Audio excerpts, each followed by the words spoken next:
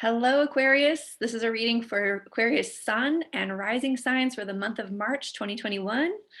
And Aquarius, I'm so happy to be giving this reading to you. I've recently met a new Aquarius, my son's girlfriend, actually, and so I'm actually super excited to do this reading because I'd just love to see how this month is going to shape up for Aquarius. And Aquarius, I have 7 different transits I would like to share with you. The first one is the Virgo full moon that we just had last weekend. And this full moon actually happened for you in your 8th house. And so having Virgo in the 8th house gives you an opportunity to find your pearl of great price in within intimate relationships. And having Virgo in your house of intimate relationships actually is a kind of an interesting space. Virgo energy longs to be sovereign, longs to be whole and complete unto herself. And having it in the 8th house means that you're bringing that sovereignty into your intimate relationships, into your ability to be seen and to see others for who they truly are. And so you're bringing a very sacred energy to relationship, where each individual gets to fully embody who they are and bring that as a gift to relationship. It's not one based on neediness or codependency. So that's beautiful. And I'm suggesting that last weekend, you may have had some experiences over the weekend that really showed you how important that pearl is for you, how important the ability to be seen for who you really are is in your intimate relationships. Next, you're going to want to keep that pearl close by because we have Mars moving into the sign of Gemini, and this is showing up in your 5th house. While Mars is going through your 5th house, I would say that you're up for make sure that whatever you're saying yes to in the next month is going to be extra super fun for you. This month is you planting seeds for what you enjoy, take pleasure in, ex- laugh about. Like it's the house of creativity and lightness and all the things that are make living on this planet worthwhile. You know, the sweetness, the sweet juice. So I want you to be aware that over the last 2 months, you may have had some sort of upheaval or like real big cultivating of the soil in your home base. Your home base may have gone through some kind of transition, and or you really like put in some work to get your home foundational space really prepared for this next cycle. And now that we're in the next part of the cycle, you're planting seeds in that space. And it's very personal for you. So, make sure that with every seed that you say, every time you say yes, you're planting a seed in a garden that you're going to get a harvest for later on in life. So every seed you plant, be sure that you want the harvest of that seed. And every no that you say in your life is a weed that you pull out. So being super mindful of those things while Mars transits Gemini is going to be really important for you. And now let's talk about Pisces season. Um, you have Pisces in your 2nd house. So the 2nd house really has to do with what you value in the world. And on the 13th of March, you're going to be planting a seed for cultivating even more of that valuable harvest. So, becoming aware of what it is that you enjoy and knowing what your pearl of great price is going to inform the seed that you send off into the world with that new moon in Pisces on the 13th. This value, as a hint, is going to have to do with the value that you have inherently as a person, as an individual soul that's having this life experience. So make sure you take into account the high value that you carry inherently and know that as you value that more and more and more, you're going to see the universe reflecting that value back to you.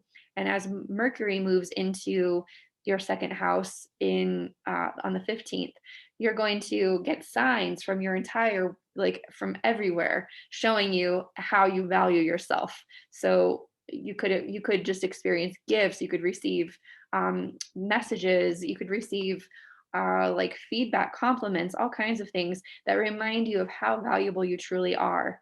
Of course, this could go the other way. If for any reason you're having a hard time valuing yourself, you may also receive messages that feel contrary to your value and will cause you to really step in and claim your value and understand that valuing yourself for all the things that you are, good, bad, silly, messy, emotional, amazing, genius, all of these are valuable and they are all sacred and they all have a proper place. So really creating that compassion for yourself is going to increase your self-value, and then you'll see that reflection out in the world. This is preparing you for a time where the sun and Venus are going to move into your third house, into Aries. And when this happens, you're going to have all kinds of new ideas.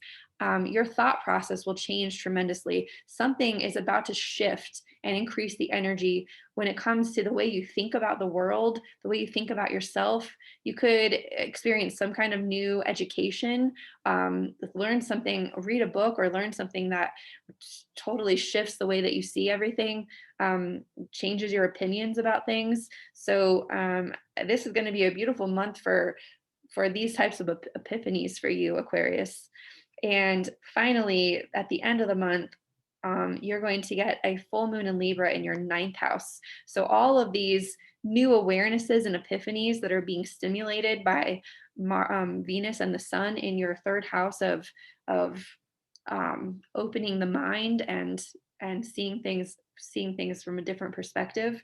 That's going to give you a philosophical view of the world and it's going to give you a feeling of what's truly true for you. Like what is your relationship with the truth? How do you know what's true?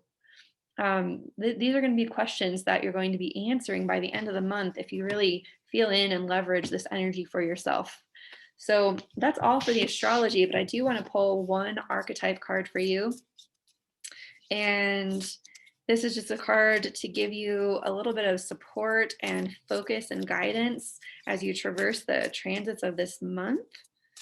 And I believe this is the card we want to pull. Okay, Aquarius, the card that we pulled for you is the Mask. So I'm going to read to you the Mask. I've never actually read this card before. Let's see. It's kind of far back here. I think it's like 51. Here we go, the Mask. The persona, the performance, the reveal. We often think of a mask as something that conceals our identity, yet contemplate the possibility that the mask permits our true identity to be revealed. It allows.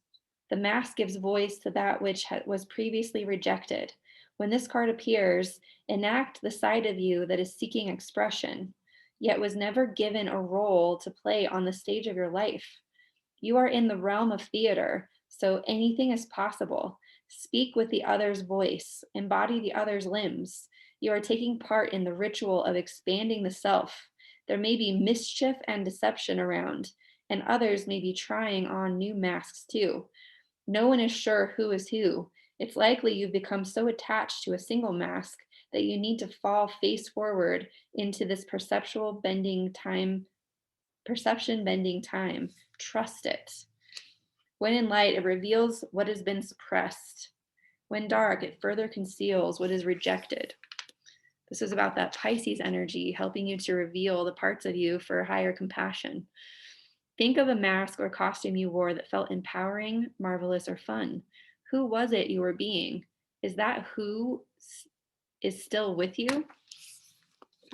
And as the Zen Cone suggests, meditate on your original face, the one you had before your mother and father were born. Interesting, Aquarius.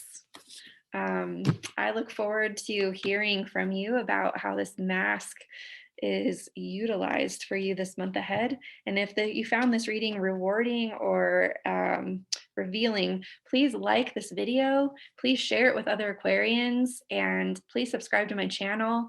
I am creating videos for all the signs for the foreseeable future, and I would love to see you here again. Thank you so much, Aquarius. Bye-bye.